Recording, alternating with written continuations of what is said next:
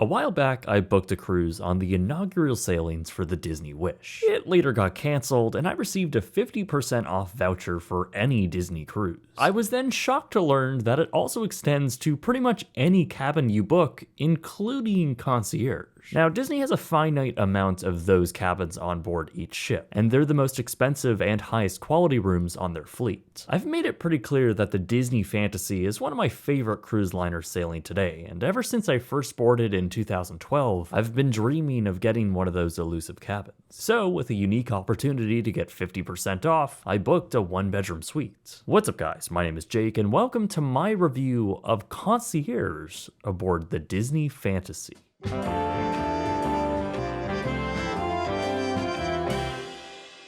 Now, I'll get into pricing at the end of this video, but my cabin for this sailing is in the middle tier. The Disney Dream and the Disney Fantasy offer 3 cabin types, starting with the Concierge Family Ocean View cabin with veranda, which is essentially just a slightly larger normal balcony cabin with elevated decor. There's of course the one-bedroom suites, and then there's the Walt and Roy Disney Suites, which surpass 1,700 square feet and are the most ostentatious way to travel aboard a Disney cruise. Now, the original ships, the Magic and Wonder, are formatted very differently and honestly deserve their own video, if I can ever afford it. And that's all while the Disney Wish, and presumably her future sisters, have a variety of other suites which I've talked about quite extensively on my review on the Wish. The Disney Dream and the Disney Fantasy have 2 decks of concierge rooms, a small section across from the spa on deck 11, and basically the entire forward half of deck 12. The cabins on deck 11 are at a bit of a disadvantage since they're a level below the lounge, but also very close in proximity to the spa, which for some at least might make up for it. Their balconies are also recessed into the glass theming elements on the ship, which means they're all partially enclosed. The cabins that are perched particularly on the overhang of the ship have huge deck space and provide great views of the bow and the superstructure. The cabins on deck 12 are mostly regular balconies, with the exception of the large suites, which have massive decks and hot tubs. Now, I'll start with the room itself. I've made a full tour on it already, but the gist is that the room is pretty incredible. At around 600 square feet, it balances perfectly on being cozy and warm while also providing lots of room to relax. Everything about it felt extremely luxurious, with solid marble in the bathrooms, real wood, and lots of depth in its design accents. I know some have called it a bit dated, but everything from the carpet to the rich wood tones is exactly what I would expect for something at this price point. Honestly, I would consider it to be one of the best designs for a one-bedroom cruise ship suite out there. The bathtub is huge for a cruise ship and has LED lighting and jacuzzi settings, with the shower having a rainfall nozzle on the ceiling that actually feels like rain. It's super luxurious, and it's only something that I've found at ultra-premium hotels like the St. Regis. All in all, the room was superb, and with all of our friends joining us on this trip, it made the perfect meetup area where we can all hang out in the living room and on the balcony.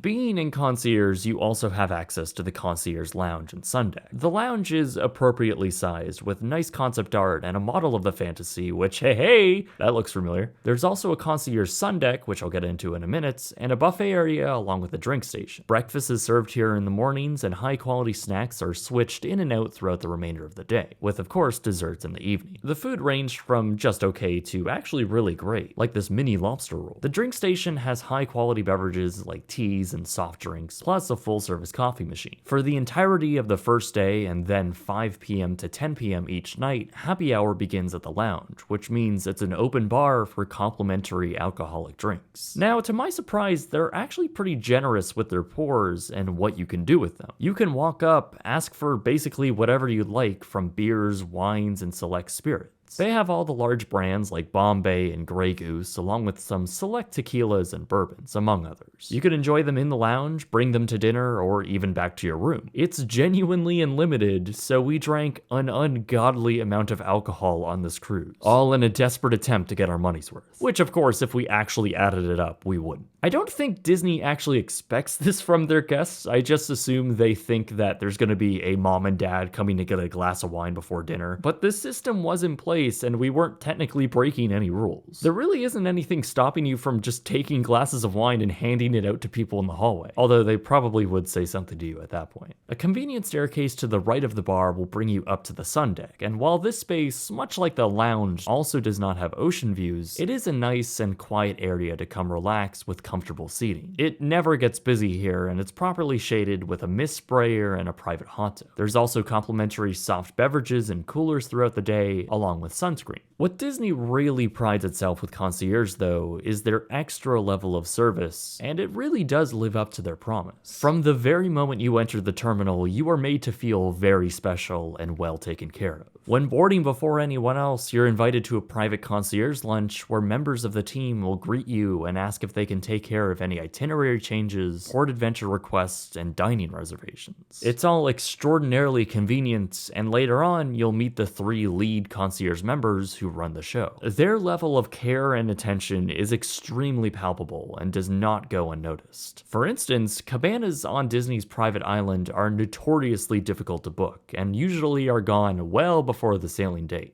But while I was on board, I asked our concierge if there was any chance we could snag one, and to our elation and shock, we did. That level of service makes a trip like this so much more special, and that includes everyone, right down to the housekeeping staff who learned our preferences over the course of the voyage and went above and beyond to make small details special. While there were some staff and concierge who weren't all that great, the majority were fantastic. Other concierge perks include early theater seating, special character meet and greets, complimentary popcorn, special viewing for fireworks, and early booking for ship events like wine tasting. You also get early boarding, and if you have suites with a dining table, you can have food sent up from the main dining rooms if you want to eat in your room. You also get complimentary Wi-Fi for the duration of your voyage, and if you have the big boy suites, you can also have Paulo, the ship's specialty restaurant, served in your cabin. Of course, this all comes at a hefty price. For our cabin on an off-season 7-night Eastern Caribbean sailing, I paid $5,949 USD, which includes port fees and taxes. Now remember, that's with 50% off, so the normal price of this cabin is expected to be around $10,000 to $13,000 for equivalent sailing.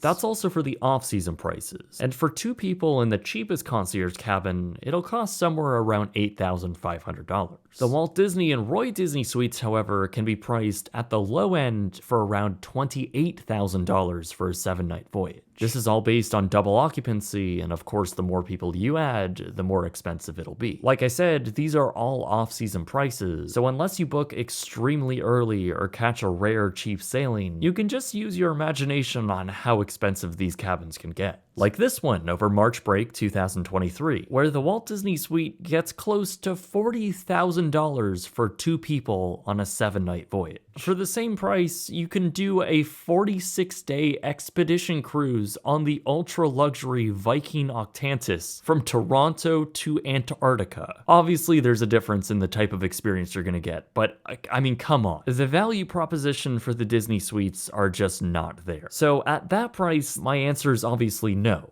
Concierge on a Disney cruise is just not worth it. Plus, if you're traveling with children, which you probably would be, that price is only going to climb. In my opinion, the entire fleet of Disney Cruise Line, apart from the Wish, was built for all passengers, regardless of their cabin. The vanilla experience already does a great job at making passengers feel special and cared for. Concierge is an elevated version of that, but I don't think it's worth double, sometimes quadruple the price of a regular cabin. I really appreciate the ultra luxury touches here and there, along with the impeccable service. But even if I bought outright all the things that came complimentary, I'd still be nowhere near the price of our cabin. I could buy 500 $15 cocktails and still have money left over if I was in a regular cabin. So apart from maybe very special occasions, I'm not sure it's worth the premium, especially when you can put that money to other uses like unique itineraries, different cruise lines like Viking, or even additional cruises in the same year. Even compared to other cruise line premium experiences, the value is pretty iffy. With that being said though, it's much better than Disney's concierge equivalent at their hotels, and I have a review on that coming on this channel very soon. So please do subscribe to the channel and hit the bell icon so you can be notified when I do upload here. Let me know what your thoughts are on Disney Cruise Line's concierge and if you think it's worth the money. My name is Jake, and thank you very much for watching.